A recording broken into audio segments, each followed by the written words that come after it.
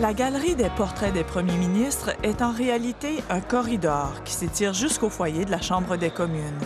Elle existe depuis 1890, depuis que le premier ministre du Canada, John A. Macdonald, a reçu pour son 75e anniversaire son portrait, payé par ses amis et collègues. À l'époque, c'est ce qu'il fallait faire, payer ou se faire offrir son portrait, comme l'ont aussi fait Alexander Mackenzie, Wilfrid Laurier et bien d'autres. Si vous n'avez pas eu des personnes qui étaient vraiment pensées que c'est une bonne idée d'avoir un portrait, le portrait ne sera pas fait. Point final. Bowell a eu des problèmes à l'intérieur de son parti. Il n'était pas vraiment très populaire à la fin. C'est pour cette raison qu'il a fallu attendre plus d'un siècle avant que ne soient créés les portraits des premiers ministres Mackenzie Bowell et John Abbott. Depuis 1989, les tableaux sont payés par le gouvernement, les artistes sont choisis par le sujet. Nous avons déjà présenté des portfolios des artistes au sujet, puis le sujet n'a pas trouvé quelque chose d'intéressant, puis ils ont cherché des artistes. Il n'y a pas de délai obligatoire pour faire exécuter son portrait, mais dans bien des cas récents, le tableau a été créé dans la décennie suivant la fin du mandat du premier ministre. Par contre, pour Joe Clark, il a fallu attendre 28 ans avant que ne soit dévoilé son portrait. M. Clark n'était pas prêt. Il était invité parce que pour certaines personnes, c'est reconnu comme le fin de leur carrière publique. Et ce n'est pas nécessairement le cas.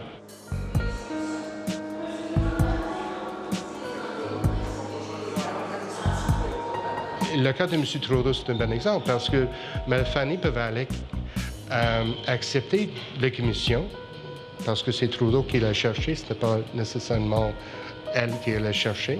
Elle avait accepté les commissions sur une condition, c'est-à-dire que M. Trudeau devrait rester avec elle pour 3 jours, qu'elle puisse prendre le temps de lui connaître un peu plus, de prendre des esquisses, de prendre des images. Le portrait final était un portrait vraiment qui définit l'homme. Messieurs, veuillez ouvrir le rideau pour le dévoilement. Le plus récent dévoilement de portrait est celui de Jean Chrétien lors d'une cérémonie très courue par la classe politique. Il voit en lui un homme simple, un homme naturel, parfois batailleur, mais avec un grand cœur. M. Nicholson a utilisé le pouvoir de son art pour peindre Jean Chrétien. The yellow is because the family, France in particular, really liked the color. We were going to use a plain background because Mr. Chrétien likes some minimalist work.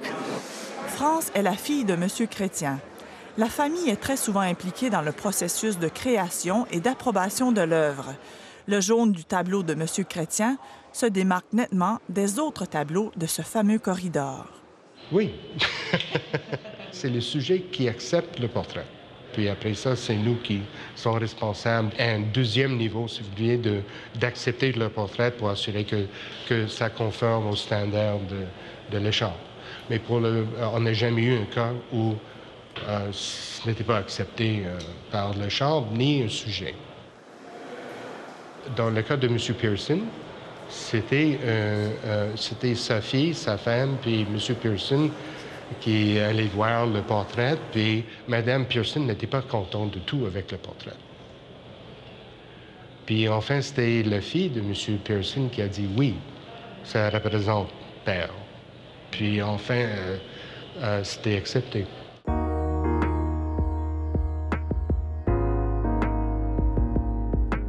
Après avoir présenté son esquisse intitulée « Le petit gars de Shawinigan » à M. Chrétien, l'artiste Kristen Nicholson a tout recommencé.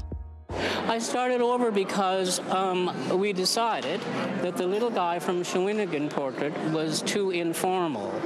Well, integrity, honesty, strength, because this is what I thought about him.